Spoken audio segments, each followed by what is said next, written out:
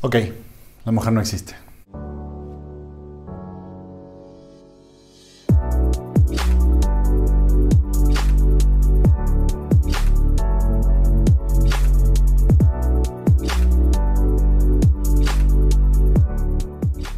Hace algunos días, en la cuenta de Instagram de Psicoanálisis Internacional, compartí una cita de Lacan del Seminario 23, donde Lacan hacía referencia a su famosa frase de "la mujer no existe". Esto generó bastante revuelo entre ustedes y me pidieron si podía, por favor, explicar un poco más a qué se refería Lacan con esto. La verdad es que una afirmación tan central como esta requeriría de una investigación más detallada, más extensa y con más citas. Así que me comprometo a presentarles esta investigación un poco más adelante.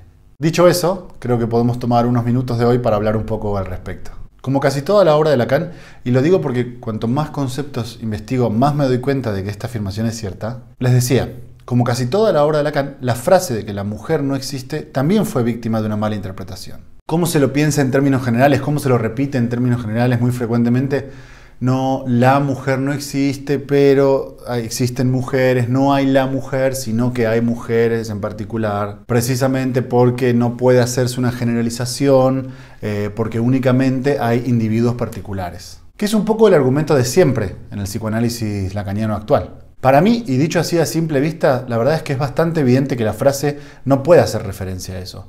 Porque para el caso no hay la mujer, pero sí hay el hombre. Entonces, en el caso de el hombre, ¿por qué ahí sí hay generalización? Claramente no tiene nada que ver con ese problema, ¿no?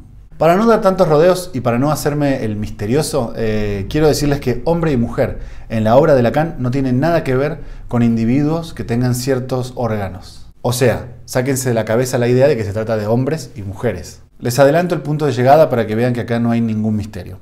La mujer en la obra de Lacan es Dios. Por ejemplo, si ustedes revisan a detalle el Seminario 20, se van a dar cuenta cómo a Lacan lo que le interesa es la mística cristiana. Porque lo que él está interesado en investigar es justamente la cuestión del goce de Dios. Goce al que Lacan le llama el goce de la mujer. Para poner un poco de contexto a la situación, y como siempre hacemos, les voy a proponer leerles dos citas. La primera corresponde al Seminario 18 y la segunda corresponde al Seminario 23.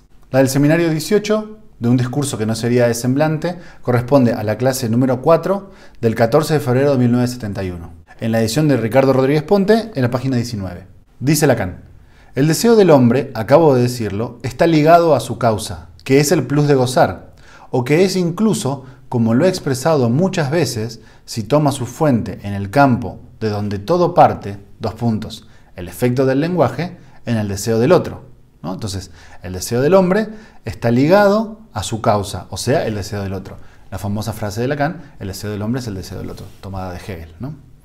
Sigo entonces. Por lo tanto, y la mujer en este caso, nos percatamos de que es ella la que es el otro. Claramente aquí cuando se refiere que el deseo del hombre es el deseo del otro, o sea, que la mujer es el otro, o sea, que el deseo del hombre es el deseo de la mujer, no se refiere a las mujeres ni a los hombres.